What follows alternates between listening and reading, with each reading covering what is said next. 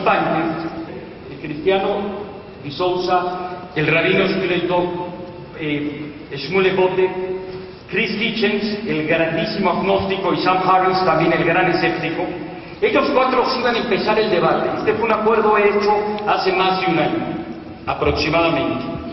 De repente, para que conozcan la historia, yo quiero debatir, yo quiero estar allí. Como el acuerdo inicial había sido con ellos 5, las reglas del juego, como Nassim Taleb, posteriormente Robert Wright tendrá sus propios 9 minutos. Los 5 primeros con los que siente, los que se anexaron ayer al debate, por levante la mano todo aquel que antes del debate está a favor de la religión. ¿Ok? Todos los que levantaron la mano, por favor, párense a bailar. Jóvenes, todos. Einstein decía, muchacho, todo el que tenga mi edad. Veamos cómo se argumenta. Escuchemos el punto de vista contrario. No solo reforcemos lo que ya creemos al escuchar lo que nos conviene. Abramos nuestra mente. Sin más preámbulos, I mean, does this look like this is a fair match? My friends, a man is on his deathbed, and his priest says to him, before you die, your last moments, renounce Satan and condemn his evil. And the man is silent. And the priest says again, these are your last moments of life, renounce Satan and condemn his evil. And still the man is silent. And the priest says, why will you not finally renounce Satan? And the man lifts his head up to his full stature. He looks at the priest and he says, Father, until I know where I'm going, I'm not antagonizing anybody.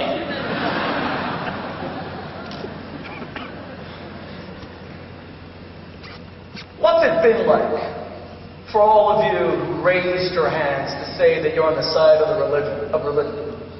To hear speaker after speaker, scientist after scientist, tell you that you are nothing but a superstitious, backward, knuckle-dragging Neanderthal.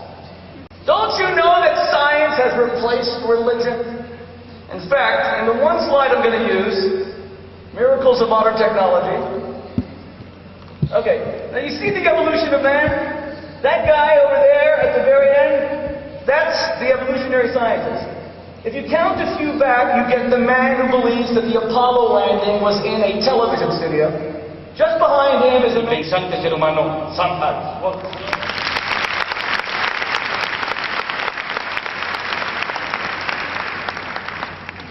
Well, it's a great honor to be here. It seems to have fallen to me and my colleagues, Christopher and Dan, to argue against God in what I am now told is the most religious state in your nation. I'm encouraged by the show of hands here. I just want to assure those of you who are religious here that our purpose is offensive to God. As it turns out, there are not 100 ways of doing this. There appear to be just 3. Either you argue that a specific religion is true, or you argue that religion is useful, or you attack atheism as intolerant, elitist, or otherwise corrosive of basic human values. Now, the only line of argument that is relevant to this debate, or indeed any debate about the validity of religion, is an argument that religion is true. Or rather, that one religion is true, because of course they can't all be true. In fact, our opponents here stand for 2 distinct and mutually incompatible faiths. Was Jesus Christ the Messiah? The rabbi and Dinesh are not likely to agree on that point. As Bertrand Russell pointed out over 100 years ago, before I go deeper into this issue of religion's truth, I just want to illustrate how confused a person must be to argue that it is reasonable to believe in God because religion is useful, because it gives life meaning, because it makes people more moral than they otherwise would be, as the rabbi suggested, because it makes people happy, any of the benefits you can imagine of religion. Now, imagine you're walking down the street and you run into an old friend, and he looks radiantly happy. You ask him what's going on in his life, and he tells you that everything changed for him the day he realized that he was destined to marry Angelina Jolie. And it might occur to you, ask, Why does he believe this? I mean, Angelina Jolie is, after all, one of the most beautiful and famous people on the planet. She's not incidentally married to Brad Pitt. They have something like 27 children at this point. Okay. What if your friend, sensing your skepticism, said, you clearly don't understand. This belief gives my life meaning. Okay, I now know my purpose in life is to be Angelina's husband. What if your friend said that this belief has made me a better person? I'm now incredibly kind to children, anticipating having to raise Angelinas once Brad leaves. Or what if your friend said to you, you can believe whatever you want, but I wouldn't want to live in a universe where I don't marry Angelina Jolie. Okay, it should be quite clear at this point that your friend has lost his mind.